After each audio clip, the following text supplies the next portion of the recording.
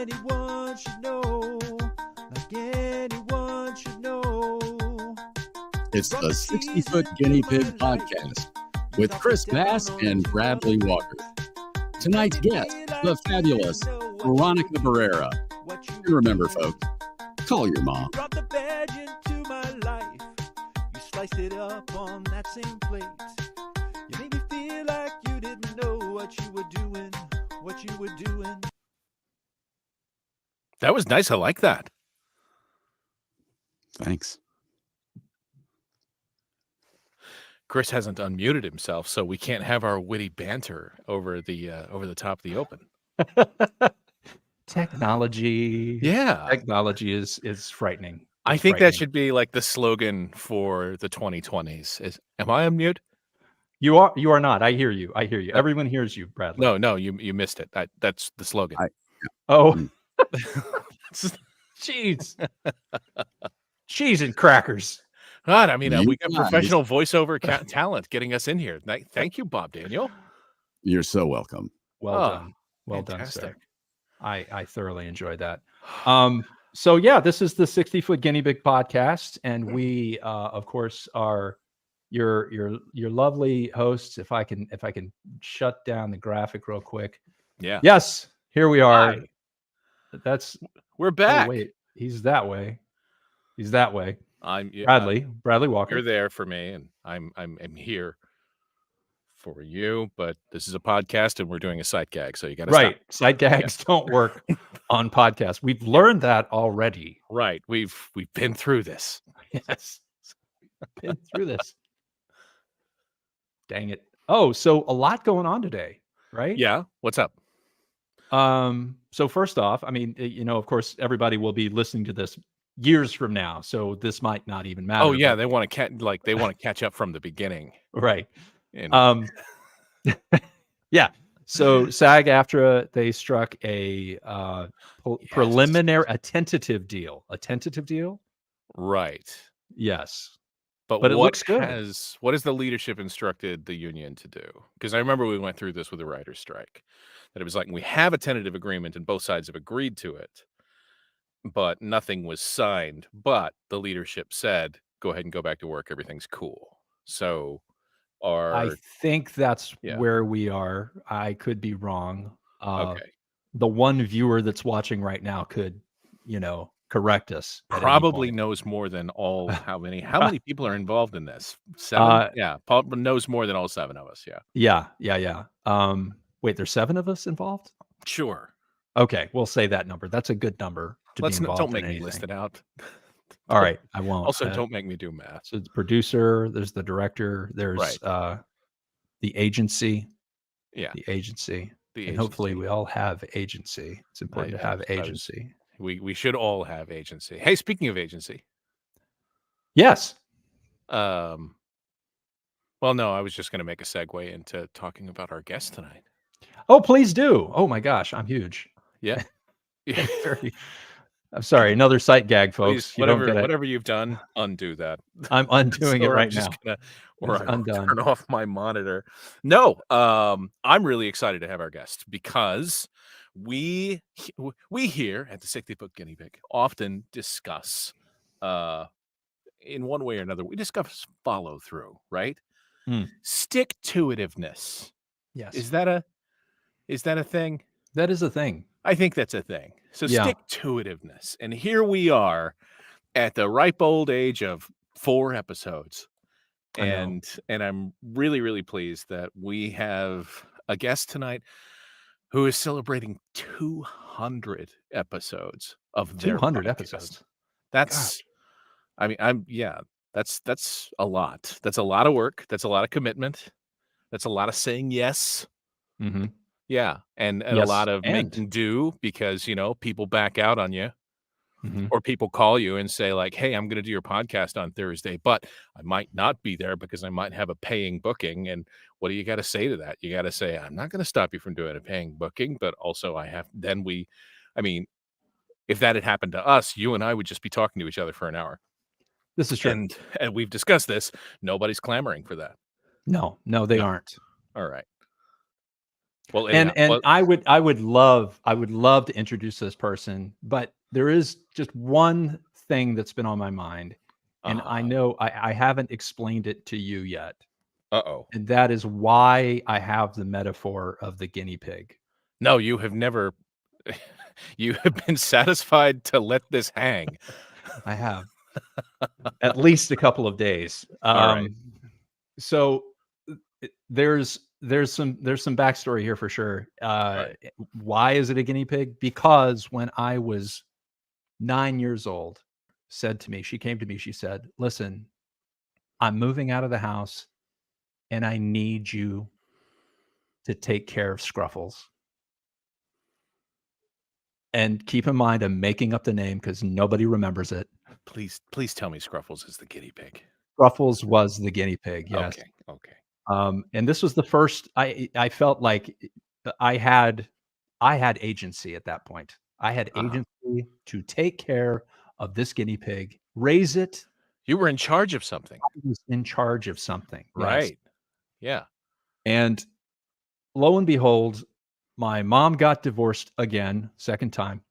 So we had to move out of the house and we had to move south, way south. We were living in Maryland and we had to move way south, and I had to leave the guinea pig behind. And it broke my heart. But what That's really kind of sad. Yeah, it is sad. It is I had it for a little while, and it was like my little child, my little baby, but I had to give it away. And about 3 months after that, my sister calls me and tells me, I have some bad news. The guinea pig's gone. It's passed on. And that is when I found out that guinea pigs have this condition where their stomachs actually explode. You are just a shiny rainbow today. So all right, so what do we cover? We covered the divorce. So that your sister gave you responsibility that you could not uphold. I couldn't. And also guinea pigs explode. Guinea pigs explode Genetically. Yeah. It is a trait of the species. I don't know why.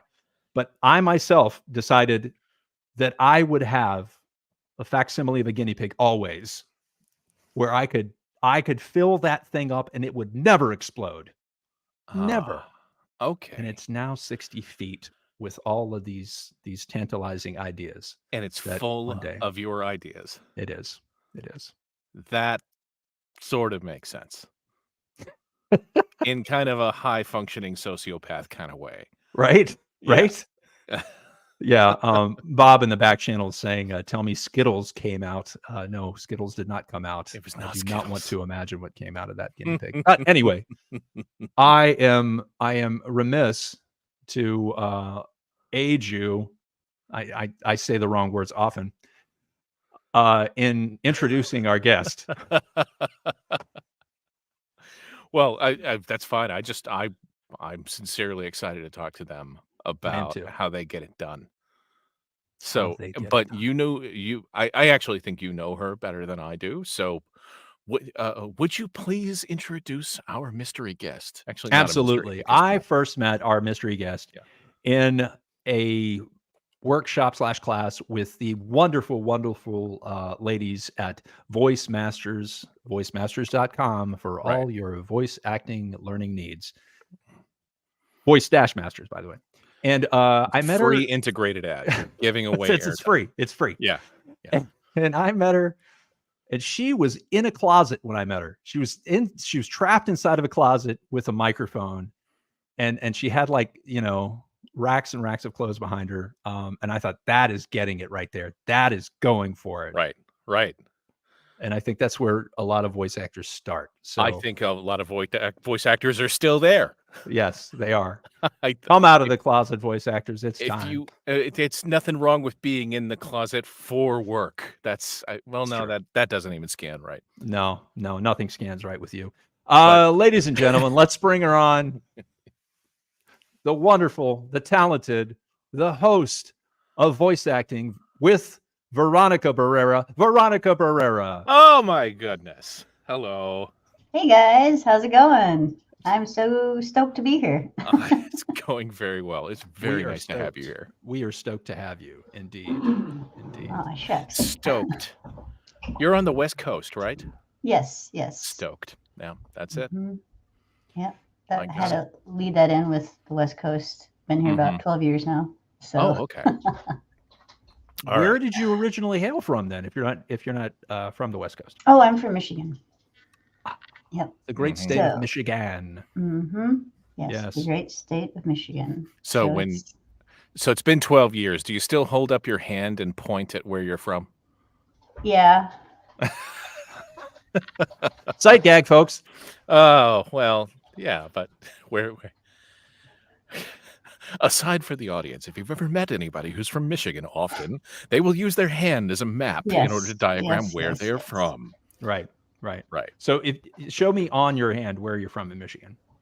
I know it's another sight gag, guys, but So like here's I think Detroit, and then Uh-huh. up here is like up Michigan. Like this is going to be like up north. Like Mhm. this is going to be where Mackinac Island, okay. Mackinac Mhm. cities, Yeah. and then right in here is where Saginaw is at.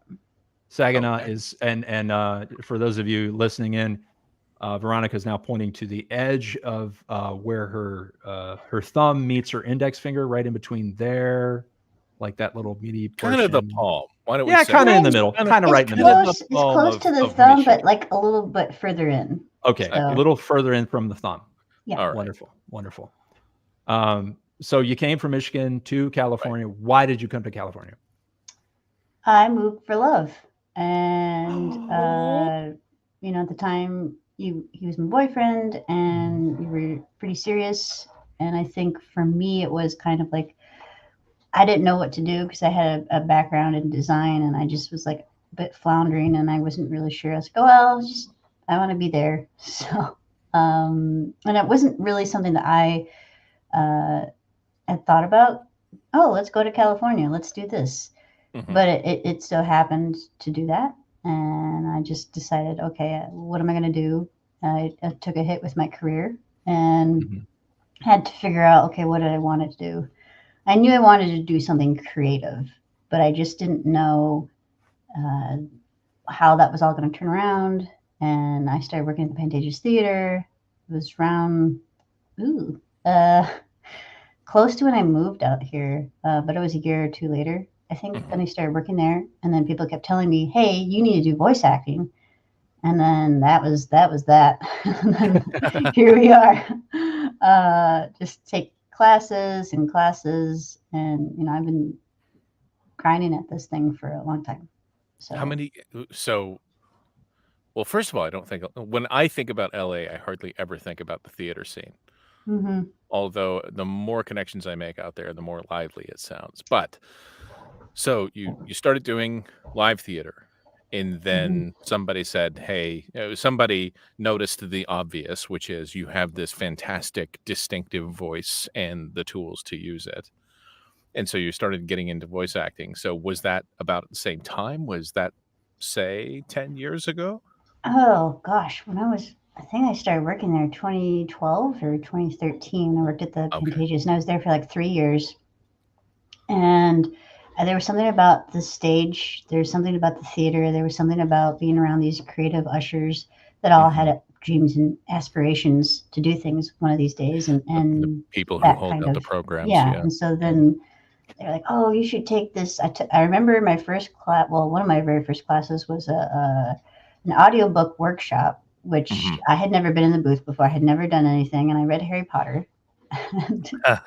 To say I was nervous, like you could hear, the nerves in my voice. Like 'cause they say the camera doesn't, hide anything, Right. but when you're behind the mic, it picks up everything. Yes, it does. So I had to get used to being on camera. I had to get used to being on, hearing my voice and liking the sound of my voice and being very critical of a lot of different things that I saw. I was like, oh, okay, you know what? I had to get used to being uncomfortable. And I was definitely uncomfortable in that booth. And I just kept messing up everything. And, Well, you know, yeah. Well, what was so you What was that process like for you? That I'm uncomfortable. How'd you get through it? Do you say, well, I have no other choice and get upset Yeah, about it? I Or you say, think you no, I'm have going to fight this and to. I'm going to show people. Yeah. Yeah, I think it was a fight or flight, and so I was like fighting through it. I was like, okay, well, clearly I had some raw talent there, but I just didn't know the stage presence, being able to be comfortable behind a mic and be comfortable in front of everybody else. And so I think that was something that I had to work on. It didn't happen overnight. And that was, part of the reason why I started my podcast. We'll get to that later. But because I figured, oh, this is great to work on my stage presence, great to work on just being able to be comfortable in my own skin. And, you might think I sound great behind the mic and everything, but I had to work at this. And this wasn't, like I said, having that stage presence, being comfortable with who you are, I think is critical. So you learned that in what, a couple of weeks? No, I'd learned that over a couple of years. I think I've been studying for about 7 years now. And I think 7 or 8, I don't know, I lose track. I was going to find a way to ask that question, which is, you said you took classes, which I think is, anytime anybody asks me, how do I get started? The first thing I say is you got to take classes. And then I usually follow it up with, it's not for the reasons that you think. It's for more than that. Yeah. And then that I'm sure all three of us could fill up a novel with, but but I was curious about have you been taking classes the whole time? What's your view on going back to classes that you've already taken? Do you have busy times? Do you have slow times? Well, I think for me, when I first started, I was just taking class after class, audiobooks and commercials, and because that's like, you got to first do commercials, and I sprinkled in a little bit of animation because I knew that was something I wanted to do, and I sprinkled in a little bit of video games here and there, but I still didn't know it's acting. Let's be real here. It is acting. Yes. It is not like, just reading off the cuff. Like commercials, there's still some acting chops to it as well. So it's not like it's just, thinking about something and just, have that idea in your mind. Bob Bergen talks about this a lot. He says, have those images in your head ready to go. Like, be ready, just make a choice, make a decision. And he was famous for saying that. It still is. So I would study with Debbie Derryberry, Bob Bergen, like any, Marilyn Wisner, Voice Masters. Like I've studied through a lot.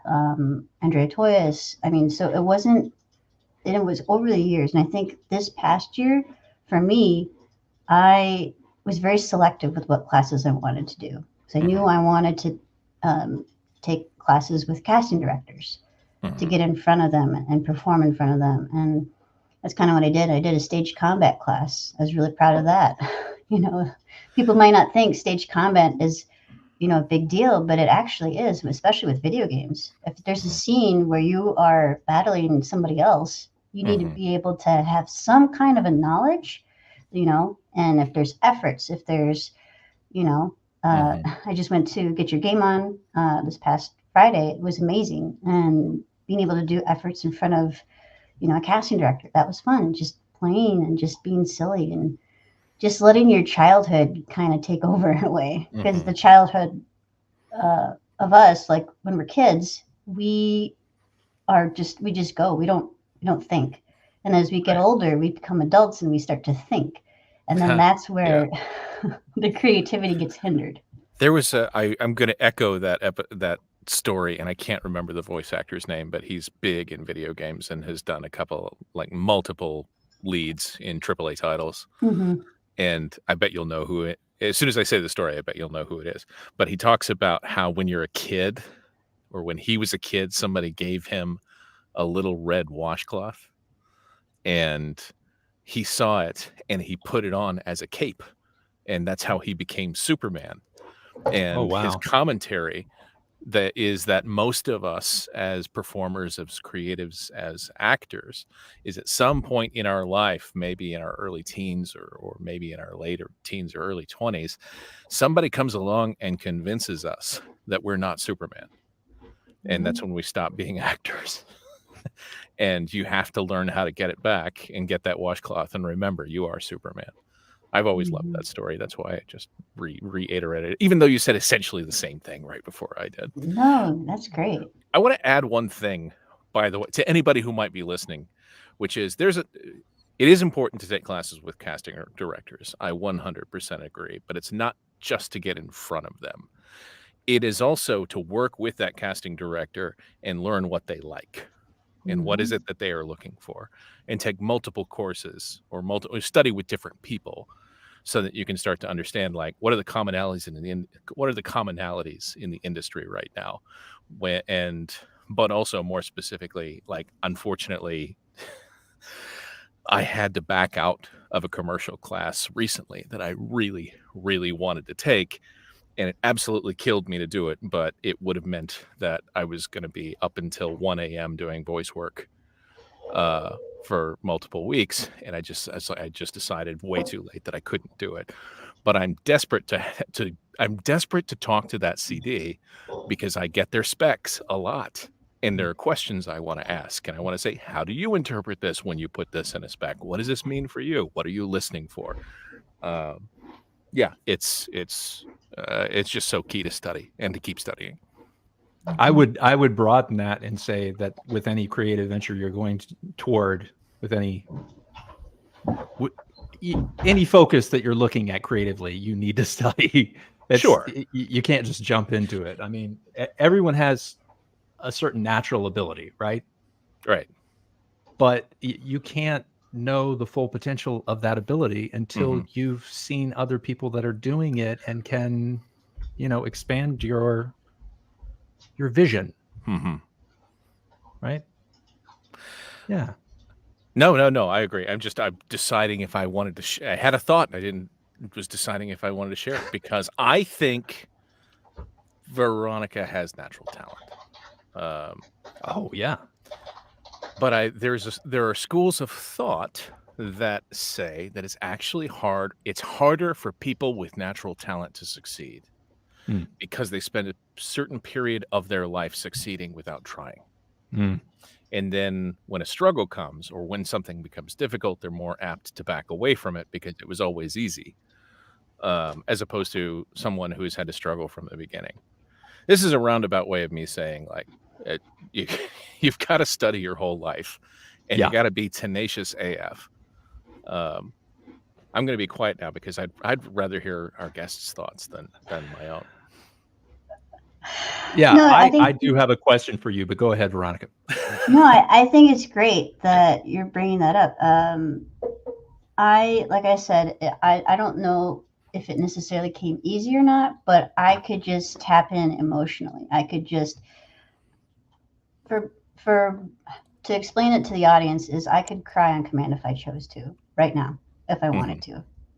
But I realized, okay, that's not conducive. Why am I crying? Is it in the scene? Is there a sad scene? Or is there, and I thought, oh, well, everybody can do that. I was tapped in emotionally since I was a kid. So maybe that has a lot to do with it. And I didn't realize that. Emotive and available. Yeah, I was very emotional. Like not crying all the time, like boo-hoo, but I was tapped into that emotion like crazy. And I thought, okay, well, everybody can do that. And I'm talking to a lot of actors and they're like, no.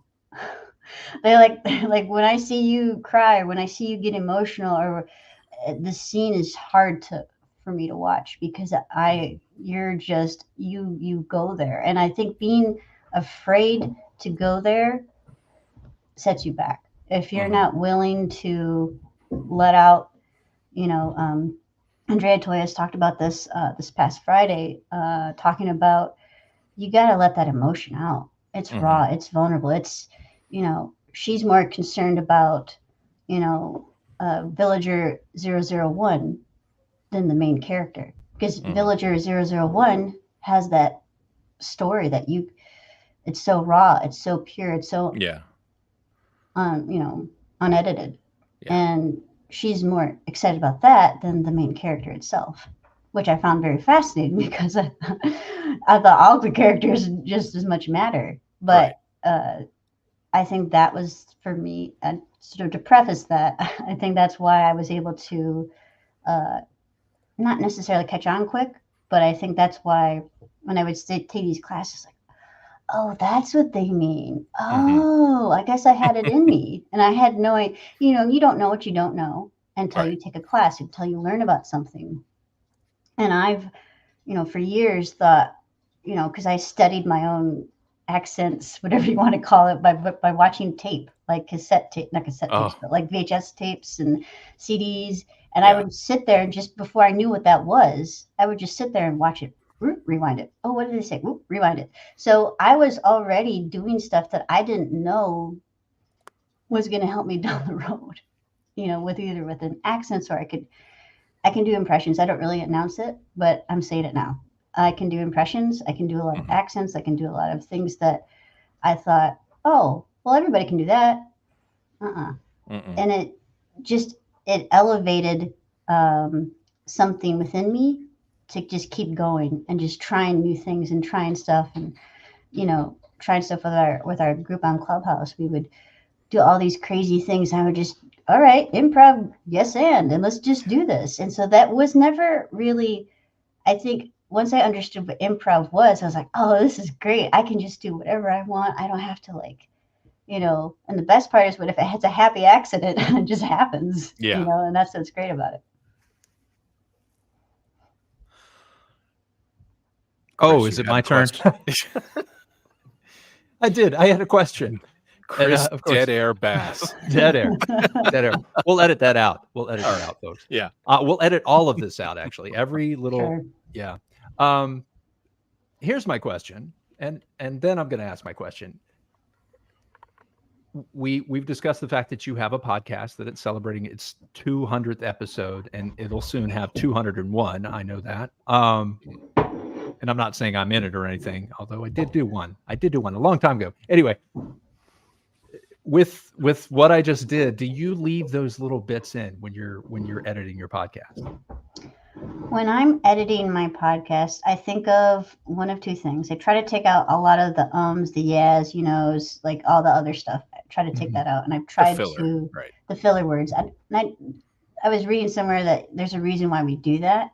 It's because our brains are trying to think and keep up at the same time, and I thought that was fascinating. Like we're trying to, like I'm trying to think as I say something right now to you, and then go. And then go like that, So our brains and our mouths are trying to like think and talk at the same time. And sometimes it's difficult. Yes. And so I think for me, when I'm editing, they said something, I didn't like that. I don't keep everything. But I will edit out all the filter stuff. And then I'm going, okay, they said something here. I don't know if I necessarily would post that. So I'm going to take that out. And then I can that was a little weird of a conversation. I'm going to take that bit out. Or I already know, like, if it's awkward, I'll take it out. Or if it's something that I don't necessarily think it is best for the podcast, I'll take it out. So those things are like automatic. Or can we get an example of I didn't like that? Because I really want to know. I'm not going to use a name. No, this is a safe space. No names. No names. Villager just initials. 001. Right. Villager 001. Oh, gosh. Rich and detailed. I've edited 200 episodes, so you have to. I don't know if I remember everything, and I feel like because I'm editing so much that I'll hear things. I don't know if it was necessarily a snide comment or what, but if it's something that I don't remember if it was about AI, but it was, I don't know what it was, but I think talking about AI, for example, is a really good, important topic. So I'll keep that in and we'll talk about that. And because there's so much, to learn about AI, and sometimes we go over and I have to do 2 parts because I know, realizing when I first started, I didn't really know what I was doing. And I didn't understand the process. And even though I researched like 6 months in advance, I still didn't know what I was doing. And I think after that, it was just a process of, okay, let's keep going. Let's keep figuring this thing out because, I didn't know what was going to happen down the road. If you would have told me I would have had 200 episodes, I would have like, okay. Right. So I just started it on a whim and a prayer. I just didn't know that was what was going to happen. And so for me, I kind of just went from there. And that's kind of how I deviate my process. I don't know if that makes any sense, but it makes total sense. A follow-up question though, when I was initially doing the I guess what I would call my COVID podcast, a number of people came up with COVID podcasts, not about COVID in particular, but I would come up with phrases that would give me time to think about what I was going to say next. And I developed this pattern of speech because I'm thinking the whole time. But the thing that I would always lean on was like, let me ask you this real quick. And that would give me just enough time to come up with the next question if I didn't have it already. Do you have stuff like that you pull out of your bag? I typically work off a script and I send it ahead of time. Oh, she's good. Guest. She's good, Bradley. She's so good. She wrote something down. Yes. Yeah. Where are we? Episode 4? We could crib off that totally. A couple people, the guests said, "Hey, I love this," so I'm not like freaking out and figuring out what to say. And I love that there was no script, and I just came in and yes, and so it was for me. I just kind of, now that I have a lot of these podcasts under my belt, I have a better sense of idea of how I want to do things. Like I like the scripts, but I don't always. Every question I ask, it doesn't always make the cut because we get to talking, and I just let the guest kind of lead, and I still sometimes, we have to dial it back. How am I going to get them back?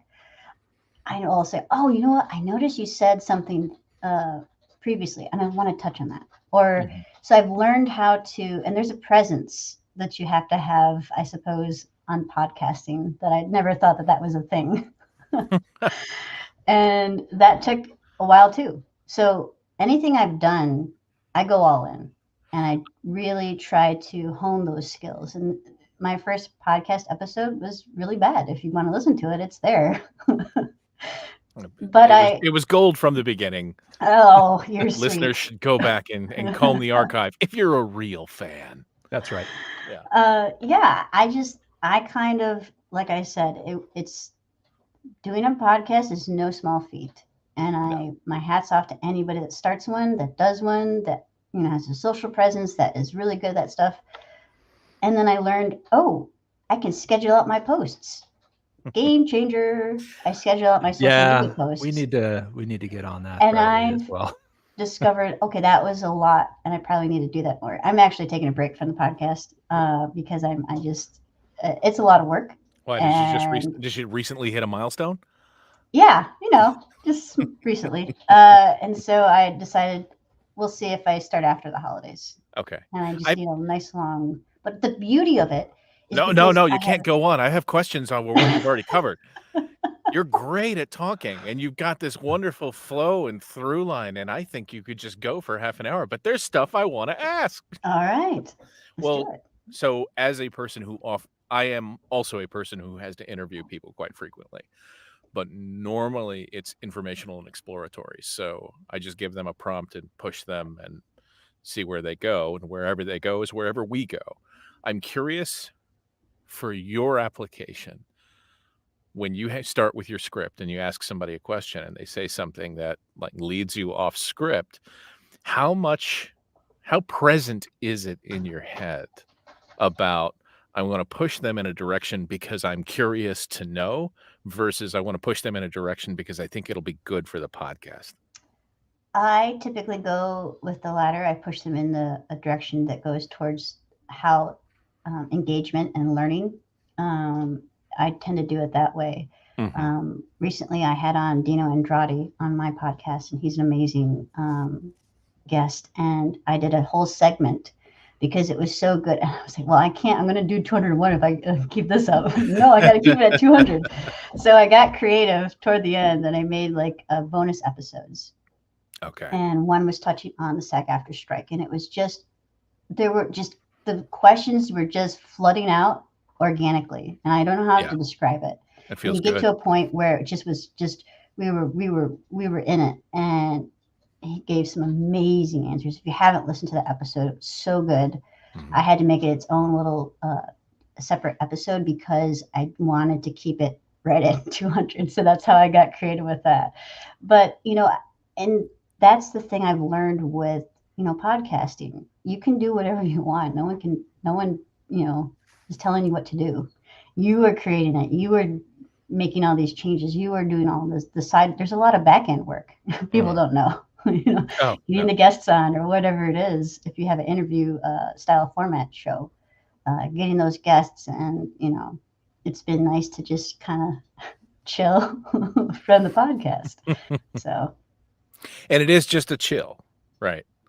yeah, I mean, I'm leaving it up to interpretation. I don't know. Take that for what you will. Okay. I think Chris is gesticulating that he put himself on mute. I did. Oh. Okay. But what I was going to say, another important feature of a podcast is sponsorship, getting people advertising. And Right. To that point, we actually have an advertiser. I don't know if you knew this, but the fine people at Liberty are continuing to advertise with us. I don't know why, but for some reason they have only given us one commercial to play. So I'm going to go ahead and play that now, and we'll give the audience some time to breathe and enjoy this lovely thing that I'm trying to share, although I can't see the share button on my screen. So maybe I won't. Maybe I just won't. Yes, I will. I've decided I will. And that will happen Is it going in to work? just a few moments, folks. Uh-huh. I think it's going to work. Here's an anecdote while we think wait. Earlier, you were talking to Yes. Veronica, and I think you started the sentence something to the effect of like, "Oh, I was," or "I did," and I swear to God, you were going to bring up that you were in Mamma Mia. Not this time. It should time. be a thing. Yeah, I think you were It going. I should think be you a were thing. that close. All right. Well, You've got- ladies and you've got to gentlemen, upload the media. Yeah. If you're looking for something that is necessary for you to take care of yourself, the fine people at Liberty Life, Liberty Insurance, and Liberty Diabetes Medication can help you with that. Hi, I'm Bilford Wimley. Are you a humanoid cryptid with huge hands having difficulty using a mobile device? Or are you a human who suffered limb loss due to diabetes? Well, now there's a solution for technologically challenged cryptids and humans with extra loose limbs. With Liberty's new Liberty Limb Loss Lease, you can lease your lost limbs to a cryptid in need, and Liberty just takes a small portion of those funds. And now, a cryptid can finally swipe right with a hand you used to know. Just call 777-555-5LLL to get started today. Liberty Limb Loss Lease, because it's easier than building a bigger phone.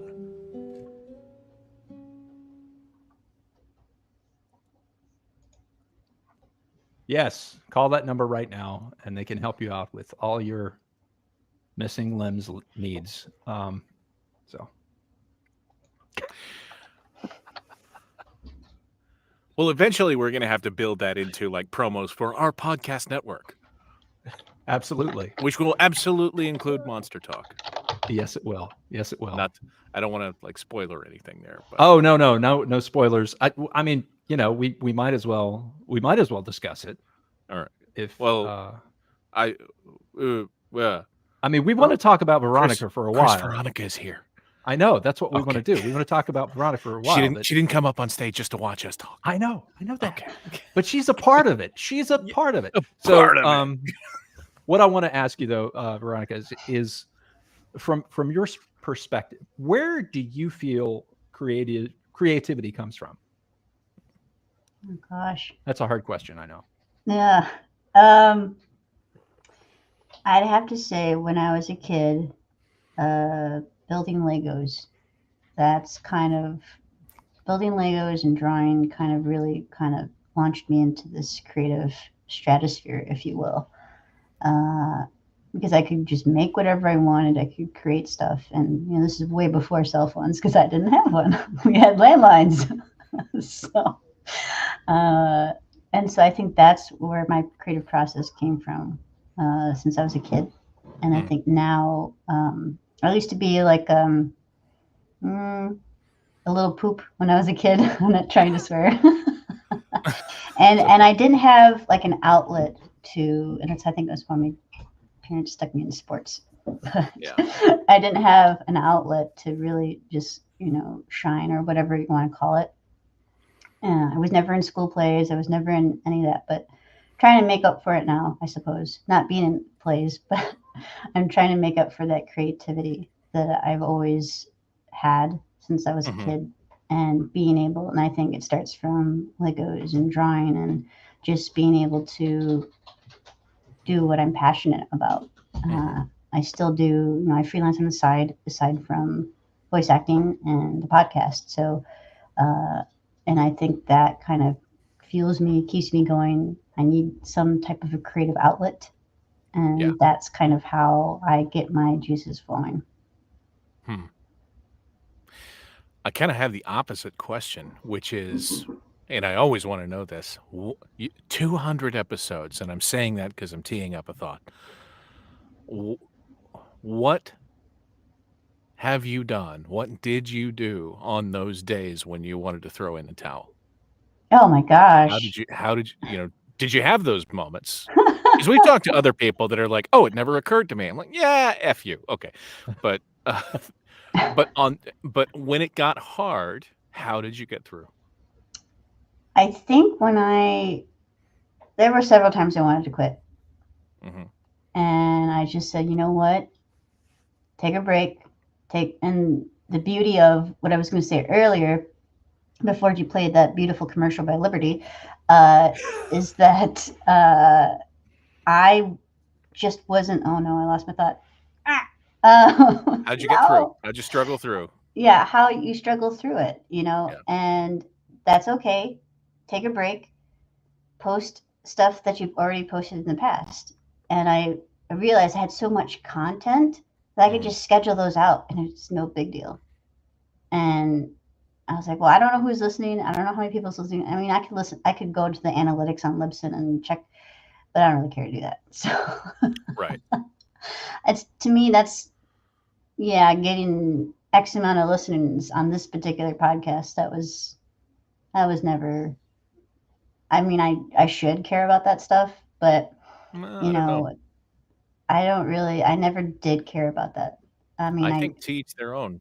I think it was there was an actor who's famous who's been shamed recently, but at one point they mentioned like once they're done with a project, they never go back to it. Like they can't stand watching it. They just don't like watching themselves. They just prefer to do the work. Yeah, that's me. Oh, okay. Well, I've listened to your work. You're doing great. There's your analytics. Absolutely. I listen. So when I'm editing, that's me listening to the show. Right. So when people say, "Oh, you don't listen to your own show," one time, unnecessary vanity. Yeah. I've got 3 hours of material. I'm gonna edit this down to half an hour and just listen to myself for all that edit time. By the way, Bradley really does have over 3 hours of material. I watched a movie last night that to me was the epitome of this spirit of not giving up, of having a goal and just continuing to go for it. And I'm going to suggest that everybody out there watches it. It's on Netflix right now. It is Naiad, about Diana Naiad, the swimmer. Yes. Yeah. Now I know what you're talking about. Yes. It will. Yeah. I was in tears of joy watching this. Right. So but it speaks to the fact that, it's never too late to not stop, I guess, right, is what I'm trying to say. So I applaud you for what you're doing and keeping going and not looking at the analytics, not paying attention to what people might or might not be saying. And also, I applaud you for getting a nomination for the 10th annual Voice Arts Awards. That's amazing. Ooh, Thank you. very nice. And that's for the podcast, right? Yes. Yeah, absolutely. That's amazing. So, is there a thing? Do you go to a ballroom? Do you rent an outfit? So there is. It's actually held at where the Golden Globes is every year. That's where it's held. The Beverly Hilton Hotel or something like that. I don't remember what it's called exactly, but that's where it's going to be. I have to get tickets to that for my husband and I, and I have to. They don't. You're a nominee, and they don't give you a ticket. We can discuss that later. That's an off-air question. I was leading you into potentially saying something critical of these obviously highly amazing establishment, amazing and critical. I will remain diplomatic to the end. Right. At a baseline, we all stay back diplomatic at the baseline. That's right. Yeah.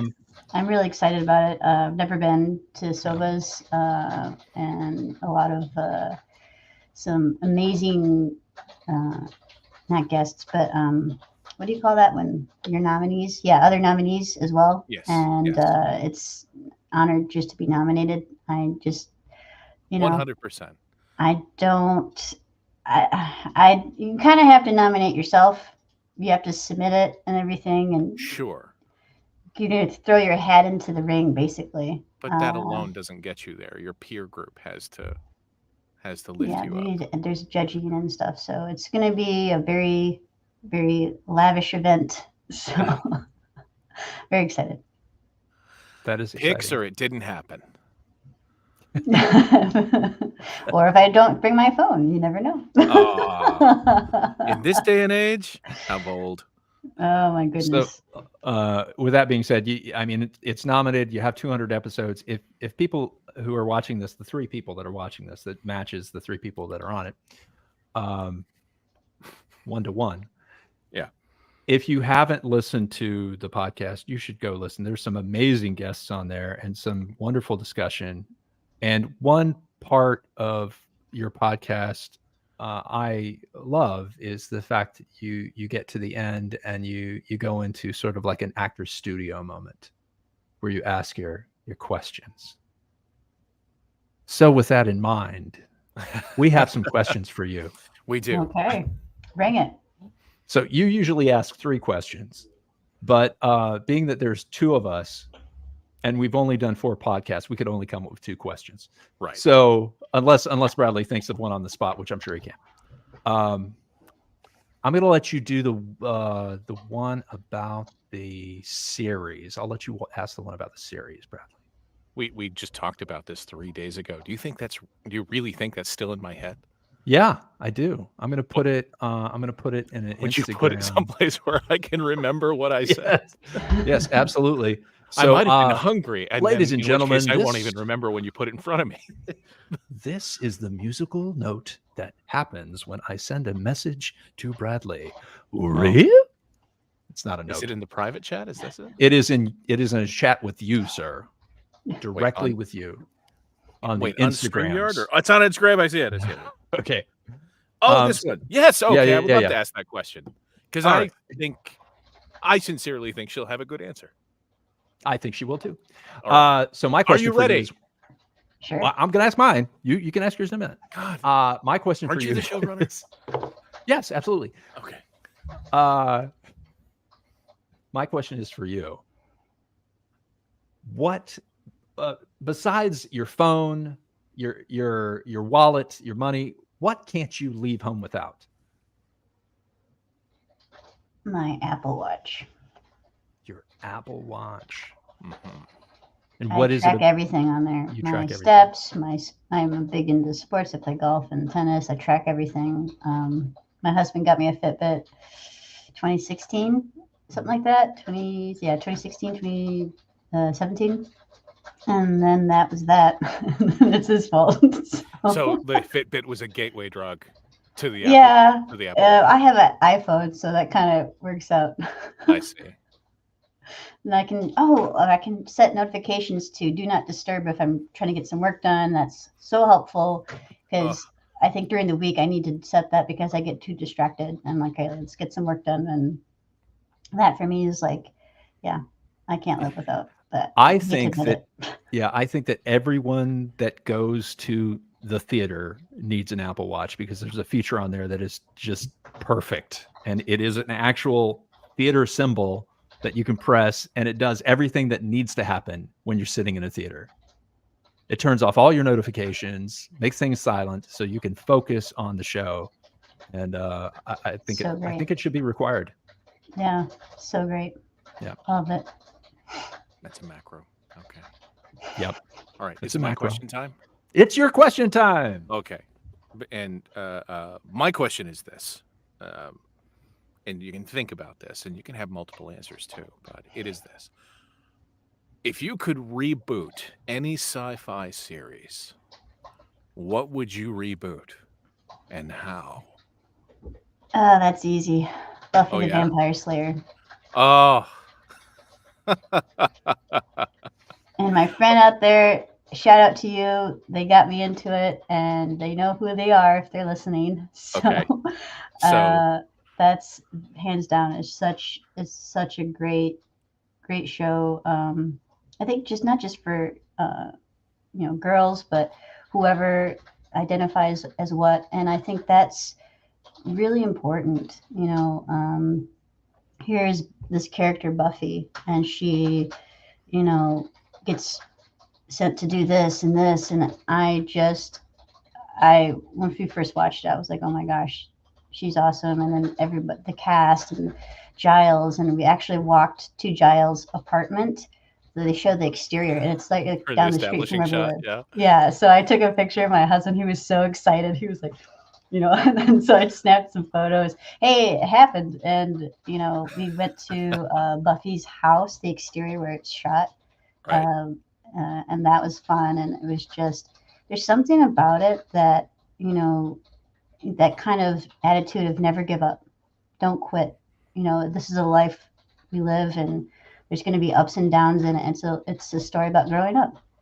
And, in a way, I've had to grow up and become an adult, from a kid to an adult.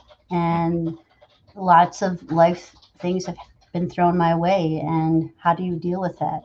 Recently I lost a very dear family member, and I couldn't go home. And it was around the same time as was, and it was just like, whoa, so life happens fast. And how are you going to respond? Are you going to, grab life by the horns? Are you going to, grab yourself by the bootstraps, or what? Right. And are you going to stab life in the heart with a wooden stake? Stake in hand, in hand, all the time. Yeah, I have yesterday I was wearing a Buffy summer shirt. It said "Pay Buffy Summers" because she was doing all this for free, essentially. So, so if you think about it, it's like, it's I actually made a pay.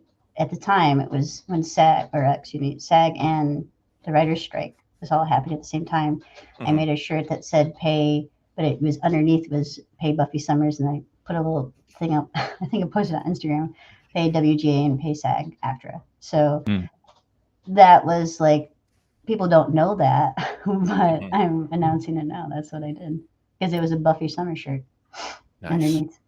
And so I think that, I wish I would have watched that when I was a kid growing up, when it came out. I think it was 97-ish. I could be wrong on that date, but it is such a fantastic show. And you learn, there's a lot of hard moments in that show, lots of hard moments. But at the end, you see that Buffy becomes this grown-up and has to make decisions in life. That's just the most thoughtful grafting of meaning from a sci-fi show that I've heard in quite a while. It clearly is personal, and clearly you got a lot from it. And we've been spending this whole time talking about stick-to-itiveness, and now I think it was driven by Sarah Michelle Gellar. I think that's really interesting and really cool. And so when you're ready to do a treatment for an update, I definitely would like to be involved. Well, you have to. I should preface this by saying that I just watched it last year. Oh wow. But it like in means total. Yeah, I have never. How many- I had never watched it before then. So because What? when I was growing up, I was not allowed to watch a lot of things, and I was probably one of them too.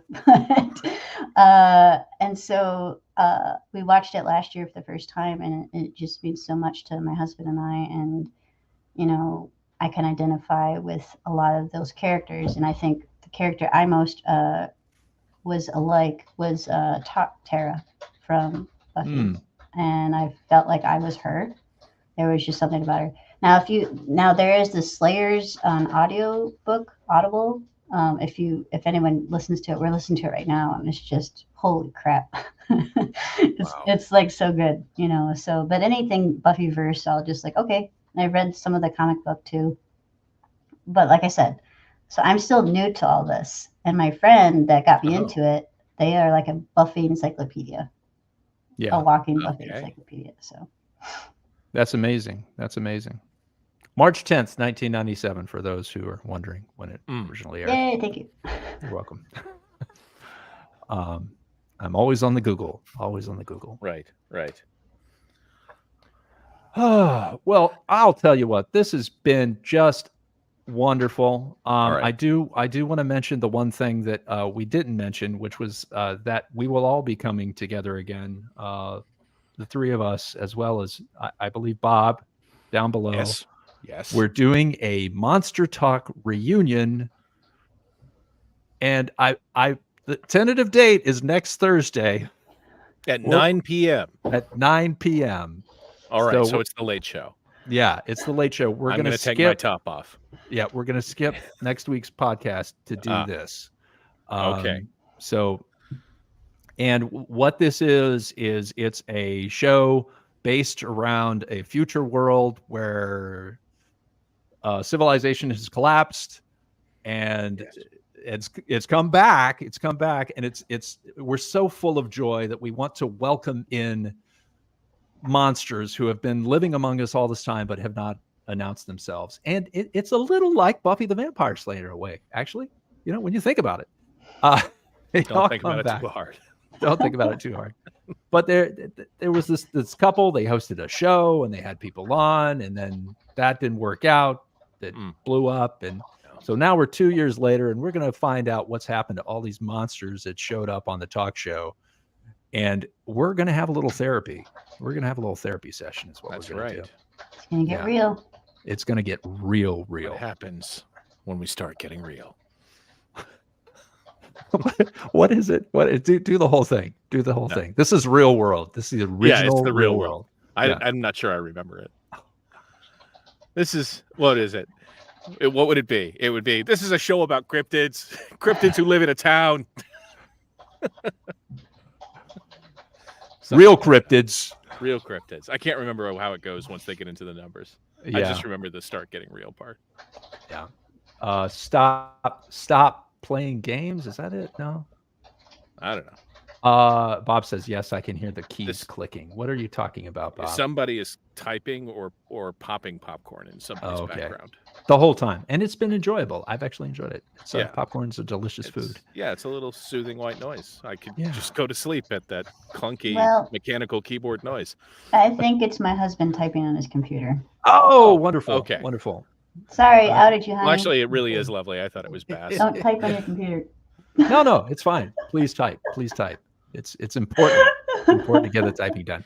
I gotta get those Cherry MX switches. Just had to have them.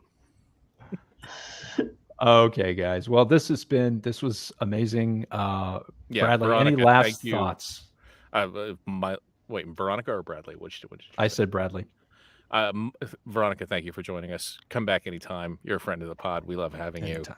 you. You are like Buffy. You are an inspiration for us to keep this going even though we're skipping next week. That's right. But we're not throwing in the towel. No. Yeah, absolutely, absolute delight. And by the way, we mentioned it. Veronica, would you please say the name of your podcast and where listeners might tune in? Sure. It's called Voice Acting with Veronica Barrera. Like they said, I've had just posted my 200th episode a couple weeks ago, but taking a break, well-deserved break. Hopefully you'll hear and me. We can find that wherever we listen to podcasts. Spotify and Apple Podcasts. Apple Podcasts. So wherever you get your podcasts, I'm there. And don't be square. All right. Don't be square. And call your parents. Yeah, call your mom. Call your mom. She wants to hear from you. She loves you. Mm-hmm. Okay. Right. Now's the time when we show the graphic and we play the music. Oh no, we don't show the graphic yet. I got it mixed up. No, we play the music. You know, she said we should write stuff down. Yeah. Yeah. But it was all a simple hoax. You knew exactly what it was. That charcuterie board, it changed my life. It changed my life, yeah. Don't stop. Don't stop. Like anyone should know. Like anyone should know. Just goes on and on. It does. Me to my life. Place it all across This is the full cut, guys. Yeah. Hey, by the way, I just want to let you know, Bass, when you were talking about when you're keying up that movie, Naiad, I'm really glad you didn't say Air Bud. That's my second favorite. That's the other one that's like really about not giving up. It's true inspiration. It changed my life. Snow Buddies was even better. Bye, everybody. All right. Have a great night. I don't know what that is. Do stop. Please stop. The chorus is mighty weird. The chorus is mighty weird. Just stop.